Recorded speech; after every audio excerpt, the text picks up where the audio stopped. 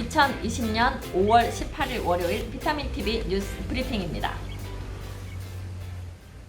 네, 지금 밖에 비가 엄청나게 쏟아지고 있습니다. 제가 오늘 오전에 일이 있어서 오후 늦게 녹화를 시작하다 보니 지금 빗 속에서 녹화를 하게 됐네요. 세종 먼저 시작하겠습니다. 세종시장 국회의원 당선인 행정수도 완성 협력.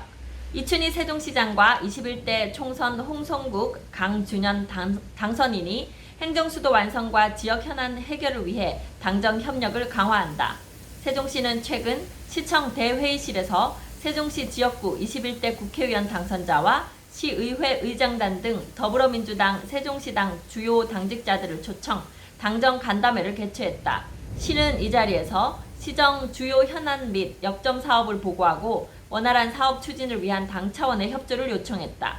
특히 이춘희 시장은 수도권 과밀화 해소와 국가 균형 발전 완성을 위해서는 행정수도 완성이 반드시 필요하다고 강조하고 행정수도 명문화 개헌에 대한 당 차원의 관심과 지원을 당부했다.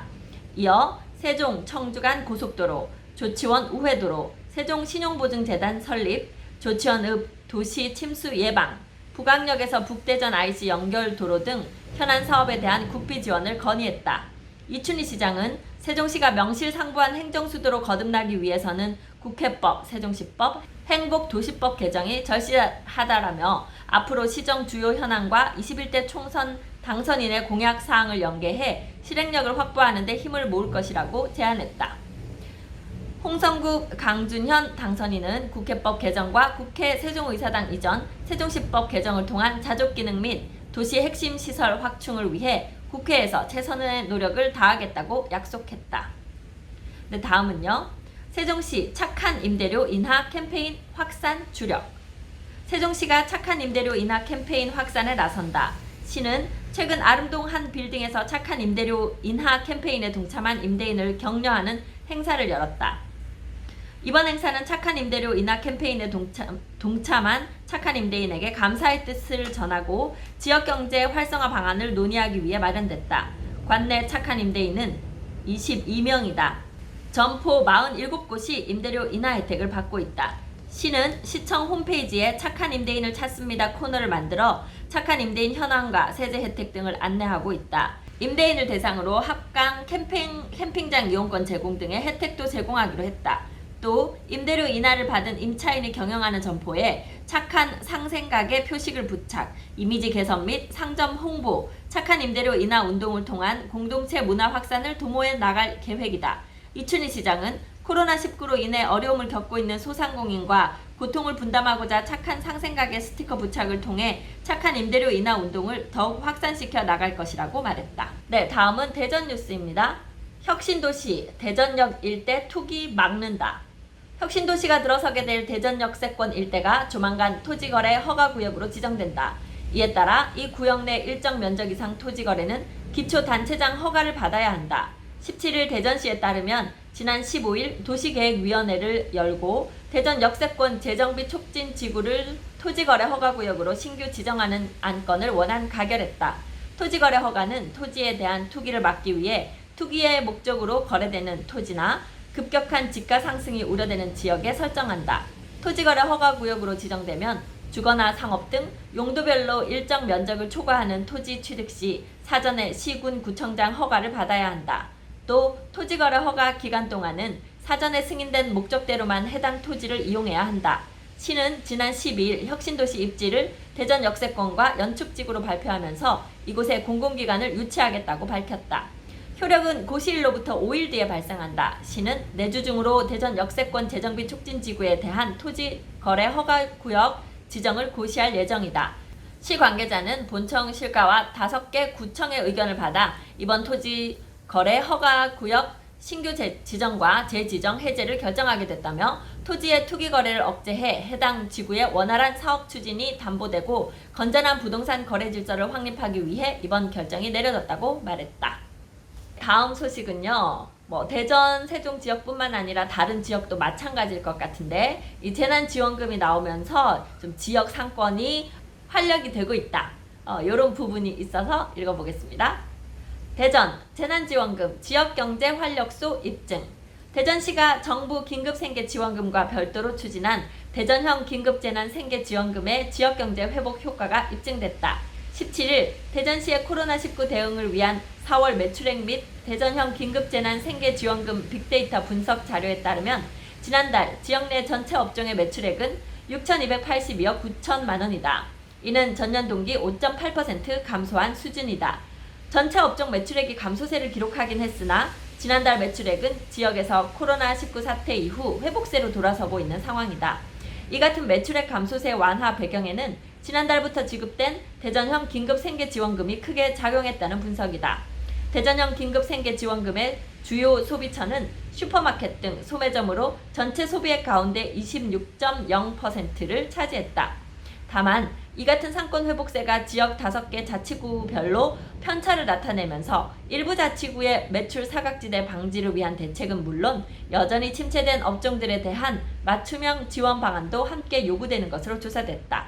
시 관계자는 대전형 긴급 생계지원금 지급 이후부터 매출 감소폭이 현저히 줄어드는 것이 확인됐다며 분석 결과를 바탕으로 향후 포스트 코로나 대응 및 지역경제 활성화 정책의 기초자료로 활용할 것이라고 말했다. 네, 일단 이번 그 지원금으로 좀 상가가 활성화되는 것에 도움이 됐으면 하는 바람이 첫 번째고요. 두 번째는 이러한 그 지원금이 실제로 경제에 미칠 수 있는 영향 이런 것들을 이번 기회에 충분히 잘 조사해서 앞으로 어떤 문제가 발생했을 때 바로바로 대응하는 데 도움이 됐으면 좋겠네요. 네, 다음은요. 주택도시보증공사 허그 규제기간 변질 건설업계 뿔났다. 우리는 사업자들과 협상하는 위치가 아니다. 우리가 지시하고 그것에 따라 사업을 하면 된다. 올해 3월 서울 강북구 수유동의 강북종합시장 재개발 시행사는 허그의 분양보증 담당자와 만나 이 같은 말을 들었다. 이 사업장은 1975년 조성돼 노후화된 강북종합시장을 10개에서 15개 층 3개동 216채 규모의 주상복합 아파트로 재개발을 진행하는 곳이다. 올해 2월 이주와 철거를 끝내고 분양이 가능한 착공을 시작했다. 하지만 평당 1,900만원대를 요구하는 시행사와 1,500만원 이하를 고수하는 허그와의 의견차로 지금까지 분양이 진행되지 못하고 있다. 강북종합시장 재개발 시행사 관계자는 내부 지침이라는 깜깜이 기준을 들이대며 턱없이 낮은 분양가만 얘기하고 있다며 마이너스 이익이 될 분양가로 인해 결국 대주단으로부터 부도 처리하겠다는 통보가 와서 15년간 준비한 사업이 수포로 돌아가게 됐다고 말했다. 반면 허그는 문제의 발언을 한 담당자는 경고 조치했다면서도 고분양가 관리 지역인 서울의 경우 엄격한 심사를 거치기 때문에 분양가 산정에 예외를 두긴 어렵다고 반박했다. 서울 주요 재건축 재개발 사업장에서 주택 분양 보증을 독점하는 허그와 분양가 산정을 놓고 이견을 빚는 일이 많아지고 있다. 건설업계에서는 분양시장의 갑으로 통하는 허그의 독점 구조를 깨겠다는 움직임이 나오고 있다. 허그가 이처럼 논란의 중심에 서게 된 이유는 30세 이상의 주택을 선분양할 경우 반드시 허그의 분양 보증을 받도록 한 현행 주택법 때문이다. 특히 2016년부터 허그가 고분양가 관리라는 명목으로 서울과 경기, 과천시, 세종시 등 주요 지역에 대한 분양가를 사실상 통제하면서 주택 건설업계 불만이 커지고 있다. 심교훈 건국대 부동산학과 교수는 허그 독점 체제로 인해 본연의 기능인 분양 보증 대신 분양가 규제 수단으로 전락했다며 분양 보증 시장에도 경쟁 체제를 도입해 보증 수수료 인하와 서비스 질 개선 등을 꾀해야 한다고 말했다.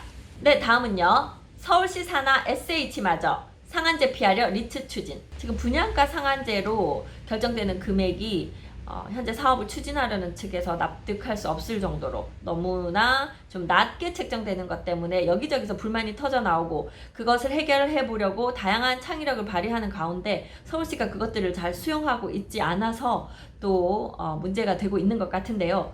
그 서울주택도시공사 SH마저도 그 분양가, 이 분양가를 받아들이기는 힘들다, 이런 것으로 다른 방향을 모색하고 있는 것 같습니다.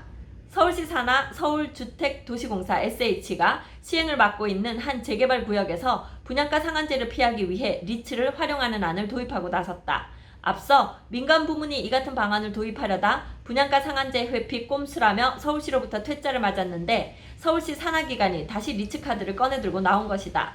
산정의 근거도 불분명하게 깜깜이로 분양가를 옥죄는 상한제가 현실과 동떨어진 제도라는 것을 공공기관도 사실상 인정한 것으로 주목받고 있다. 17일 SH공사에 따르면 공사는 2011년부터 시행자로 참여해온 답심리 17구역에 대한 리츠 도입안을 검토하고 있다. 공사는 최근 서울시 의회에 보고하며 분양가 상한제 도입에 따른 분양 수입 감소로 사업성 저하가 우려된다며 일반 분양 대상 아파트를 리츠에 매각하는 안을 주민대표 및 관계기관과 협의해 추진해 나가겠다고 밝혔다. 만일 상한제를 적용하지 않을 경우 비례율은 120%로 사업성이 높은 편이다. 비례율이란 재개발 사업으로 분양하는 아파트와 상가의 총 분양가액에서 총 사업 비용을 뺀 금액을 조합원들이 보유한 종전자산의 총 평가액으로 나눈 금액이다. 비례율이 100%보다 높으면 사업성이 좋다는 의미다.